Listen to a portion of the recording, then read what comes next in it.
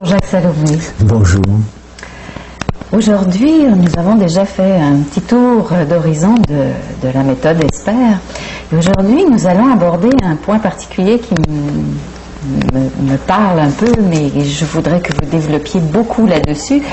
Ce sont les positions relationnelles. Qu'est-ce que vous appelez les positions relationnelles et en quoi elles consistent?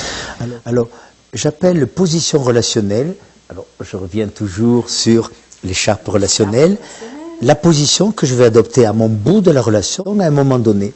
Et au fond, il y a 4 grandes positions relationnelles. Et toute la communication humaine va passer, qu'on le veuille ou non, par l'une ou l'autre de ces positions. On va laisser tomber un peu l'écharpe pour l'instant, voilà. Alors, quelles sont ces... Je vais les énoncer, puis je vais commenter chacune. C'est demander, donner, recevoir, refuser. Toute la communication humaine est là. Alors, qu'est-ce que c'est que demander?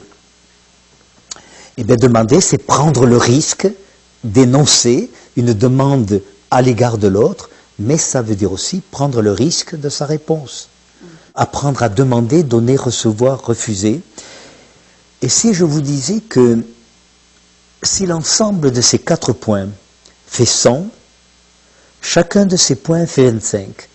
C'est une règle d'hygiène relationnelle essentielle de comprendre que toute communication mise en commun peut s'appuyer sur ces 4 ancrages. Demander, donner, recevoir, refuser. Et que si l'un ou l'autre de ces ancrages manque, nous avons une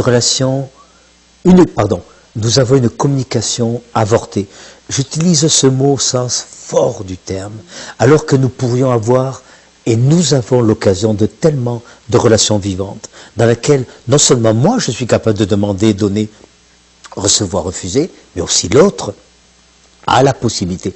Et vous voyez, les positions relationnelles vont s'alterner.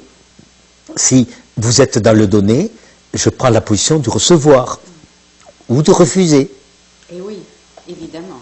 Voilà. Ah oui, même quand je donne, c'est pas seulement quand je demande que l'autre peut refuser. Tout à fait. Quand je donne, refuser un cadeau, voilà. refuser une offre. Et si je suis dans le recevoir, vous êtes soit en position de donner, ou de me frustrer, ou de refuser. Voilà. Donc, toute cette alternance et ces combinaisons vont rendre la communication beaucoup plus vivante.